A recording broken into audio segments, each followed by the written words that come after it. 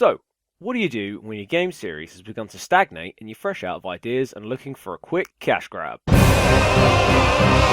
Before I start this video, I want to just go into what actually is a remake. I'll be returning to this concept again for other games in the Resi series as and when I get around to them, as well as other games in other series.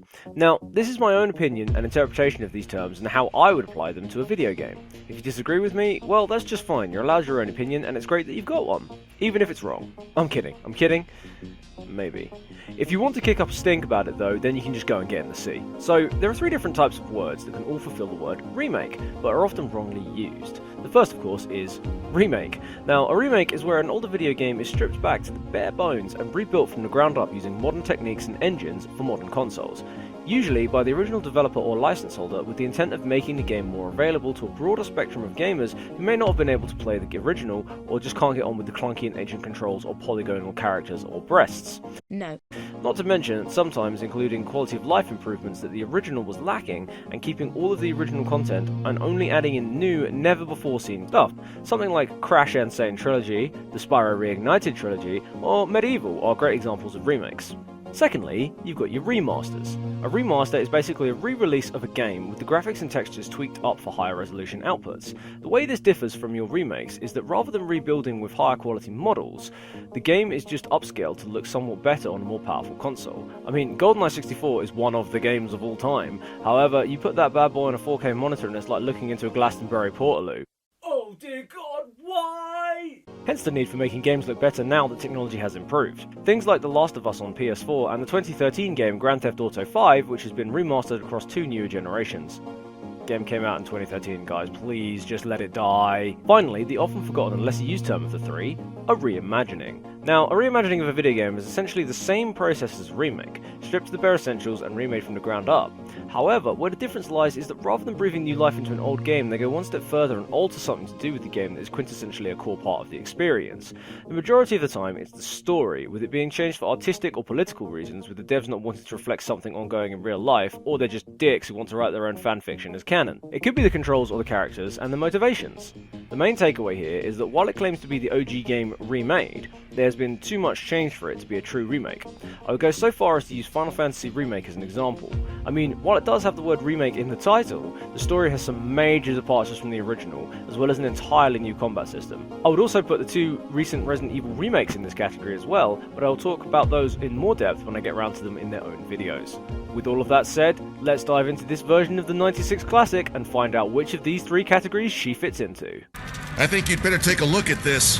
What is it? 2001. The millennium had turned, and all of our computers, surprisingly, didn't blow up. Following on from this revelation that our technology had not turned on us, Capcom entered into an exclusivity deal with Nintendo. The aim of said grubby deal was to bring both old and new Resident Evil games to the upcoming successor console to the N64, codenamed Project Dolphin. Unlike Resi 2, 3, and unfortunately Code Veronica, which were merely ported over, our leading man Shinji Mikami decided that the OG Resi had not aged well at all, and settled on making a remake of it. Starting development at the beginning of 2001, with just a team of only 4 programmers, Mikami felt that the GameCube, the official name of Project Dolphin, was the best way to bring Resident Evil more in line with the original vision he had set out to make in 1996. Initially conceived with the idea of creating fully 3D environments, similar to the tragic mess that was Code Veronica X, it was quickly discovered that this would take up too much processing power. As a do-over, the dev team returned to the good old-fashioned comfortable pair of grandpa slippers that was pre-rendered environments and 3D character models. Particle effects and layers of full-motion video were added into the backgrounds to simulate falling dust and smoke, as well as running water and moving tree branches. Substantial changes were made to the core gameplay as the project neared completion, such as the addition of defense item slots and a character-specific key item in the inventory screen, as well as changes to enemies, meaning they no longer disappear after death and linger as sinister corpses. New areas were added in, and puzzles and their solutions were shuffled around to keep the game fresh and keep returning veteran players on their toes. Not only that, but an entire subplot was added into the game, which apparently was cut from the original release, bringing with it new areas, puzzles, and enemies. Being a remake of the OG game, Chris Redfield and Jill Valentine returned as the playable protagonist, each again with their own stories and objectives to complete within the Spencer mansion. A dynamic duo were backed up by their supporting characters, with Baza, Rebecca, Wesker and Brad all making an appearance. Capcom brought in actors to audition to be used as references for the characters and their in-game faces, and most of their movements were provided by motion capture. And of course, actual voice actors were hired this time around, so the characters didn't sound like their lines had been put through a text-to-speech robot that had been run over by a bin lorry. Stop it! Don't open that door! The final few months of development were very intense, but after 14 months, Resident Evil Remake was released sporadically, with Europe receiving the game last in September 2002.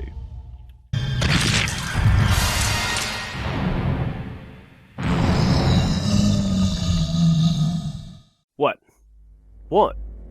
Oh, right, yeah, this is the part where I normally tell you the story of the game and do the whole spoiler alert thing. Well, yeah, this game is 20 years old at the time of making this video. However, as the story is mostly unchanged with only some new additions here and there, I figured I wouldn't waste any time explaining it all over again.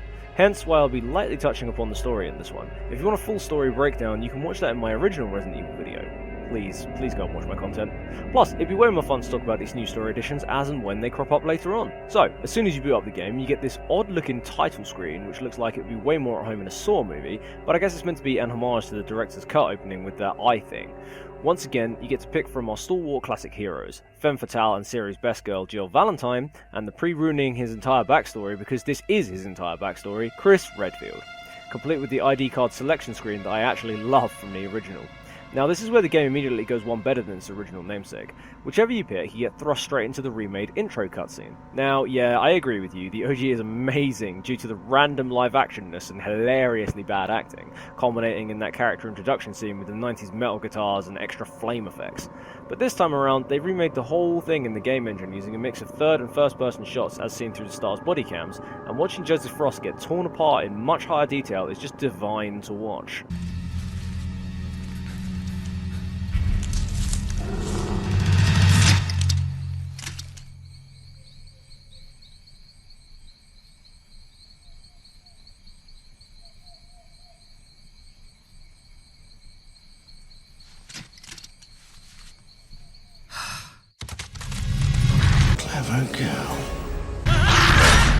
After that, you once again enter the survival horror of the Spencer Mansion. So yeah, pretty straightforward stuff for a remake, a showcase of updated visuals and that memorable opening. The characters themselves are basically unchanged too. Jill is the unofficial easy mode, having 8 inventory slots to carry weapons and items, being given a lockpick by Baza at the start of the game, the ability to completely skip one particular boss, and access to a grenade launcher that absolutely dismantles bosses within the first hour of gameplay.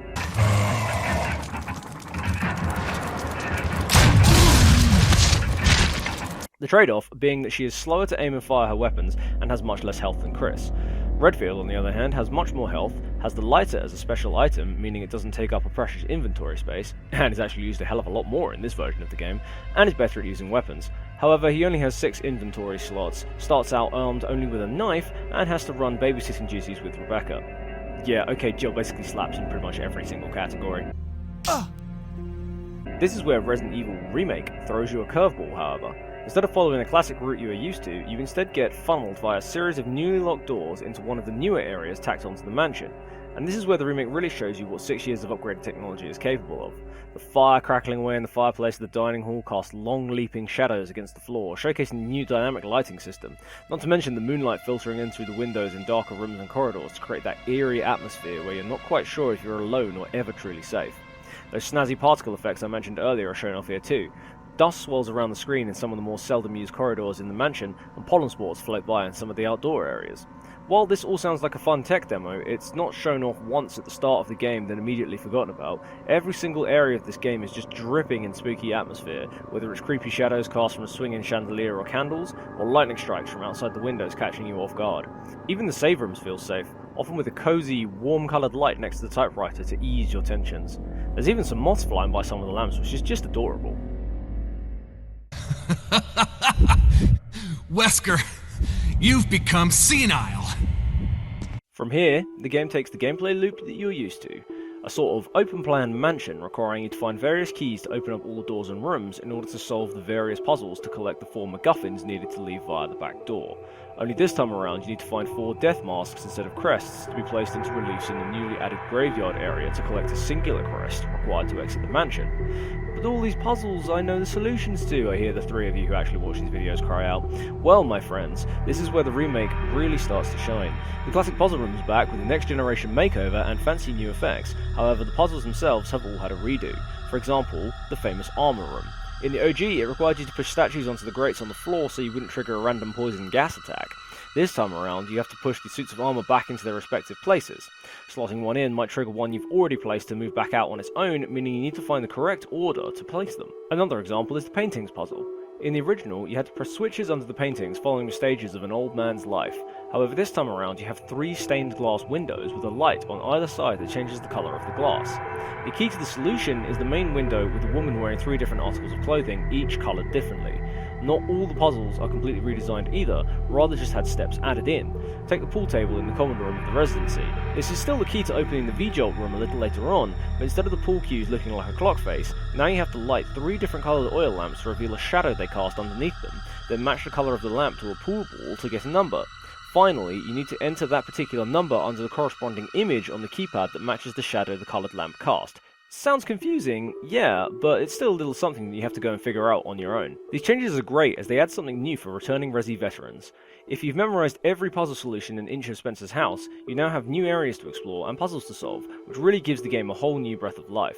Speaking of the Residency, leaving the mansion for the first time presents you with most of the new areas. While the mansion has many new rooms and corridors to explore, you're presented with an entirely new trek through the forest to a deserted cabin to retrieve the coveted Resi go-to item, the crank handle.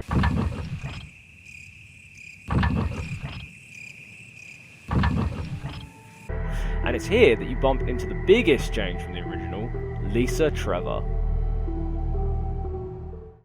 You're a bit of a mess-up. Chris, take a piece of the action. Let's talk enemies, shall we? Being a remake, you know the roster of bullet sponges. You've got your zombies, sporting the latest in 90s rotting undead fashion. They do look great, however. The matted hair and milky white eyes, patches of rotting flesh and discoloured skin and teeth. Honestly, zombies have never looked this good in a Resident Evil game. The Cerberus are back, if you couldn't guess from the intro cutscene, and, well, they look like zombie dogs. I don't know what else I can really say about them. Oh, except for one of their death noises sounds like you're doming a monkey. The zombie sharks are back in the aqua ring beneath the residence, and the Battletoads make a return when you make a return to the mansion yourself. Still being able to decapitate you and a lot faster and more deadly than I ever remember them being in the original, however.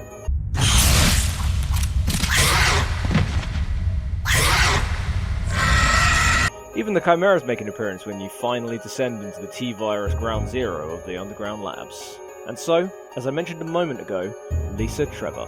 Lisa is basically the Mr. Xmas of the remake. Being that this came out after 4 games in the mainline series of Resident Evil, it was a great way for them to add continuity to the original title and name drop some of the other players and Umbrella's villainous schemes. Various documents left carelessly lying around detail the Trevor family and their untimely demise. Lisa is the daughter of George Trevor, the architect hired by Spencer to design and construct the mansion itself. After its completion, our man Spence decided no witnesses, and rather than putting 2 in the base of George's skull like a normal, non-Bond-like villain, Just like this. he trapped him in a crawl space to starve to death. His wife and daughter were taken for experimenting, and as it happens, were infected with an experimental version of the G-Virus by big ol' Willie B from Resident Evil 2. While Lisa's mother succumbed to the virus and died, Lisa herself evolved into some kind of hideous monster. Hunched over and with her hands still shackled together, she wears the skin of her dead mother from the Spring '98 collection, with tentacles and eyes sprouting out from her back. She is invulnerable to gunfire and stalks you slowly around all the areas that she is in. But herein lies the problem: she never leaves the one room that she spawns in. She hits like a truck and is a fun distraction, but she's only ever an obstacle in one area of the underground tunnels, which are laid out in such a way that you can just run the opposite direction just to get around her. Her story culminates in a puzzle boss battle where she seemingly offs herself once you complete it and is never seen or heard from again for the remainder of the game. While I'm not saying her introduction was a bad idea, it has potential, it's just woefully underused. Something that really isn't underused though is a new mechanic involving zombie corpses that introduces a brand new enemy type into the game. And I gotta say, this is probably my favourite new introduction. So, remember how in basically every Resi game up till now, the corpses of enemies would disappear when you left the room to save on memory and keep the frame rate from going down into single digits? Now the corpses of zombies don't vanish anymore. Cute, you think. Until they fucking re-rise from the dead with huge claws and fucking sprint at you.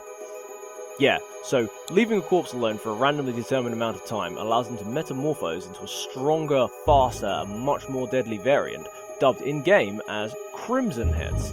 This puts a whole new spin onto the established shoot 'em till they're dead again mechanic. The last thing you want to do is drop a Z in front of the door to the save room or slap bang in the middle of a corridor that you're going to be using to backtrack a lot. Never fear though, there are two ways to counteract the Crimson Heads. As I mentioned at the start of the video, the lighter gets a hell of a lot more use this go around. You can pair the lighter with a small hip flask of kerosene, which has a very limited amount of uses. Using these two items, you can burn corpses and prevent them from turning, thus making your journey a little bit safer.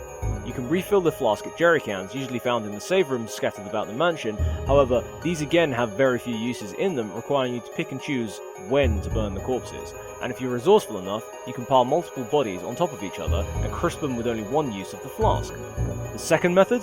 Blow their heads clean off. Head can't go crimson if you ain't got no head.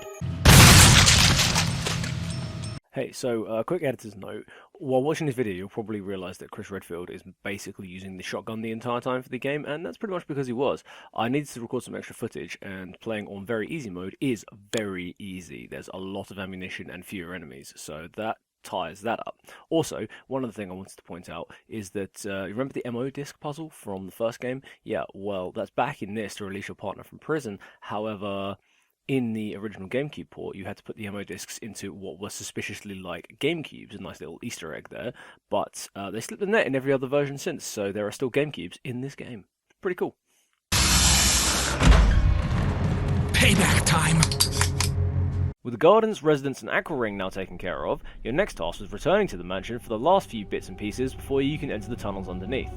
This is the usual affair, mostly the same areas and puzzles and corpse burning, so let's talk guns. They're all here. The Star's custom Samurai Edge is back as your handgun, the shotgun is obtainable through the classic shotgun trap Jill sandwich room, as is the grenade launcher and its different rounds for Jill, and the classic OP Shagnum, ready to make any boss fight a cakewalk.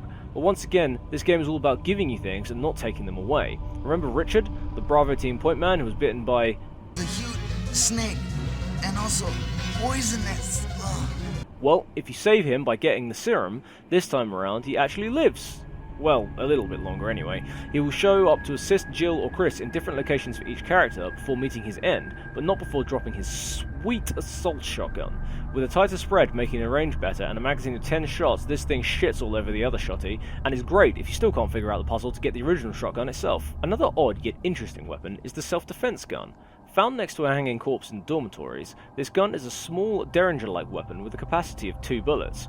With one already having been fired when you find it, it only has 1 shot left and there is no additional ammunition available anywhere in the game. The trade-off here is that this gun is The greatest handgun ever made. capable of killing most regular enemies with its 1 shot and inflicting massive damage to bosses. It's quite fun to carry around and find different places to use it to its maximum potential. Chris also gets a Flammenwerfer to Werf Flammen for a tiny bit late game to even the odds against Jill's flaming hot grenade launcher. But the best new additions by far have got to be the self-defense weapons. Okay, a little confusing, not the gun I just mentioned, these are consumable items that you can find and collect about the mansion grounds. Both characters can find small daggers lying about the place, which if you are grabbed by an enemy, you can mash the left trigger button to grab one from your utility belt and thrust into an enemy's head. Much like pushing an enemy off in Resi 3 and Code Veronica, this allows you to not take any damage from the grab attack at the cost of losing the knife. Unless, of course, you decapitate a zombie, at which point you can just wipe the blood off the blade and carry on like nothing ever happened. Each character gets their own second variant of self-defense weapon, which you can switch between in the menu. Jill has her handy stun gun, which requires you to find batteries to use and shock a zombie into letting go. 2 uses on the same zombie can even kill it outright. Chris, however, gets flash grenades. Expertly popping one into an enemy's mouth, these will go off after a short delay or can be manually detonated by shooting them. When they do go off, they cause an instant decapitation on the zombie, making them insanely useful but very valuable. Want to know the best part about these? They don't even take up an inventory slot, meaning you can safely carry as many as you can find without sacrificing a slot for precious harbs.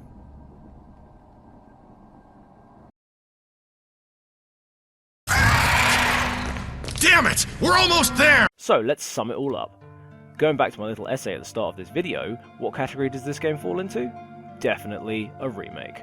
all of the enemies, stories, characters, and locations from the original game are still here. The technological advancements in the 6 years that passed before this game was released improved vastly on what was there before, and there really is nothing taken out of this remake. The boss roster is all here: Plant 42, Black Tiger, Yawn. Okay, that's the last time I'll do the Metal Gear Solid joke, I swear. Neptune the Shark is back and actually requires you to solve a puzzle to kill her rather than an actual boss fight, not to mention the Tyrant looking even more deadly and terrifying this time around. There's an additional boss fight, as I mentioned earlier, with Lisa Trevor, and even though you can't hurt her and this is more just a puzzle boss fight requiring you to figure it out before she kills you, it's still new content. Wait, did Barry just die?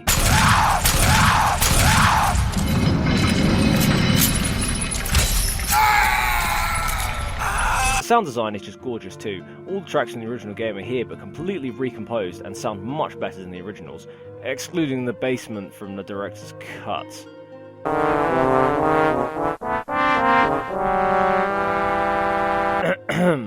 Moving on, as I said, the sound design. Your character's footfalls thud on carpets, clatter across metal walkways, and creak across old wooden floorboards. The guns sound meaty when you fire them and when you hit an enemy, not to mention even the sounds of the wind and rain against the windows and through the trees. The game really is a gift horse that you shouldn't look in the mouth in case it bites your head clean off.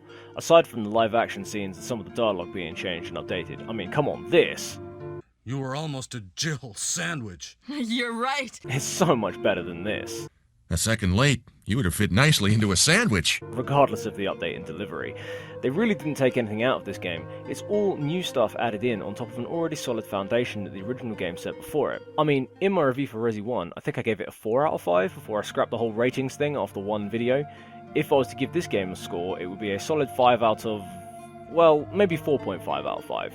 The one disappointment I have with this game, as I mentioned earlier in the review, is Lisa Trevor. Now, don't get me wrong, I like her introduction and the fact that there is a new enemy that we've never dealt with before to try and circumnavigate. It's just, I feel like she is the entirety of Code Veronica, an opportunity completely wasted. On the handful of opportunities she appears, she is scary and terrifying, yet on repeat playthroughs she's just another annoyance that is easily dodged and poses very little threat. It's hard not to feel disappointed, like Wesker's wife in the bedroom. Premature. But let's not end on a downer, shall we? There's so much good stuff to be found here that I recommend that you go out and snag yourself a copy. Unlike the OG trilogy that are harder to come by outside of emulating these days, Resident Evil Remake got the HD remaster treatment, please see first section of the video for what this means, and is still knocking about on Steam and on current gen consoles. Even you lot who moan about the tank controls, Capcom saw you coming a mile off. As far back as the original release on GameCube, Remake included an alternate control scheme, much more in line with third-person games, allowing you to navigate the character in relation to the camera rather than the character's orientation themselves. Filthy casuals. There's a bunch of extras to be unlocked as well. Costumes are up for grabs by completing the different difficulty modes, which are given dubious descriptions to trick you into picking a hard one. Not only that, but on the current gen releases you can even select Jill and Chris's BSAA outfits from Resident Evil 5 right from the start. Chris's even comes with a face transplant to make him match his look in his disappointing future installment, and less like this IKEA mannequin that gained sentience and escaped from the production line. And yes, like its forefathers before it, Resi Remake has some new game modes to be unlocked and toyed around with too. One makes all the enemies in the game invisible, so, you know, have fun with that. Another is Real Survival, which makes all the item boxes unconnected, meaning you gotta heave everything around with you.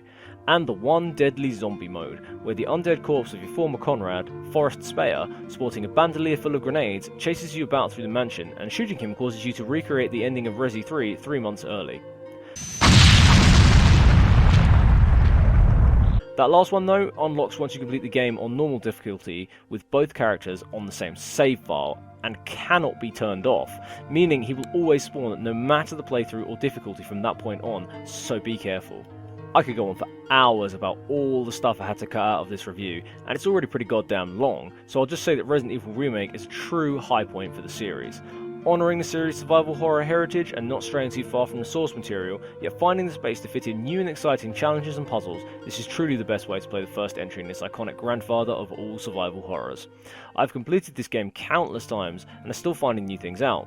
Like, for example, did you know there's a button you can press to manually reload without having to go to the menu and combining gun with ammo? Because I sure as hell didn't, and honestly it's an even better way to play, as you aren't constantly going into the inventory screen and checking on your reserve bullets, meaning you might just hear that deadly click if you aren't too careful with your shots. I wouldn't ask Chris for help solving puzzles in this game, however, as we all know, unfortunately, Chris can't read.